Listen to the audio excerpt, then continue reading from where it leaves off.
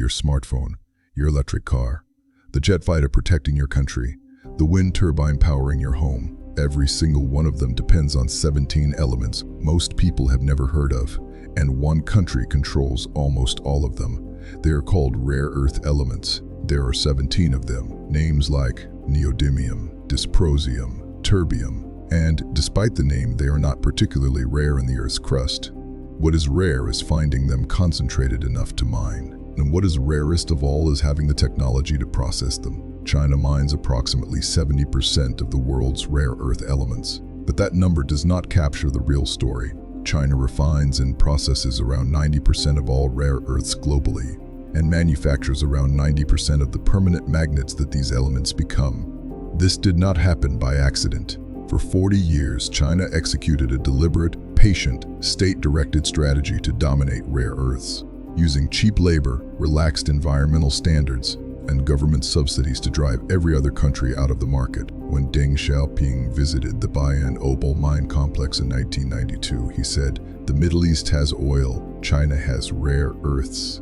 He understood before anyone else what these 17 elements were worth. By 2010, China controlled over 95% of global rare earth production. That year, it gave the world a preview of the power that control brings, when it cut off rare earth exports to Japan for 2 months over a territorial dispute. On April 4, 2025, China did it again, this time to the entire world. Export controls on 7 heavy rare earth elements sent shockwaves through global manufacturing. European rare earth prices reached 6 times their Chinese equivalents within weeks. American car makers, European wind turbine manufacturers, South Korean electronics companies, all of them found themselves unable to obtain the magnets their products needed, some temporarily shutting down production lines. This is not a trade dispute. This is a new kind of war, fought not with missiles but with export licensees. And the United States, Europe, and Japan are only now beginning to understand how exposed they are. The International Energy Agency confirmed in 2025 that for 19 out of 20 critical strategic minerals, China is the world's leading refiner, with an average market share of 70%. This is not a vulnerability, it is a chokehold. China did not inherit this position, it built it, filing 25,000 rare earth patents between 1950 and 2018. The United States filed 10,000 in the same period. The gap in intellectual property alone means that even if America built the mines, it might not have the technology to process what comes out of them. The United States once had the answer. Mountain Pass in California was the world's leading rare earth mine from the 1960s through the 1990s. Then China flooded the market with cheap subsidized rare earths, and Mountain Pass became unprofitable. It closed. Today, the U.S. Department of Defense is spending $1.6 billion to take a stake in a domestic rare earth company.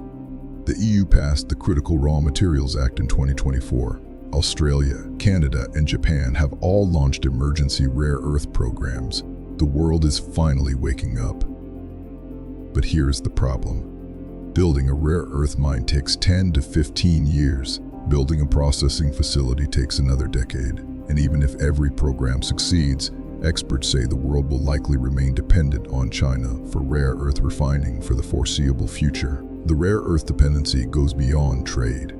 Every F-35 fighter jet requires 417 kilograms of rare earth materials.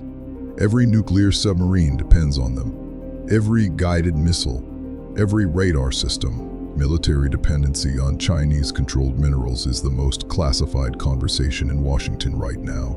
China understands this. In 2025, Beijing also imposed export controls on lithium-ion battery supply chains, adding batteries, cathode materials, and production equipment to its arsenal. In some battery material segments, China's market share exceeds 95%. Across Africa, China has spent 20 years quietly securing the next generation of mineral deposits. Cobalt in the Democratic Republic of Congo, lithium in Zimbabwe, copper in Zambia. The Belt and Road Initiative was never just about infrastructure.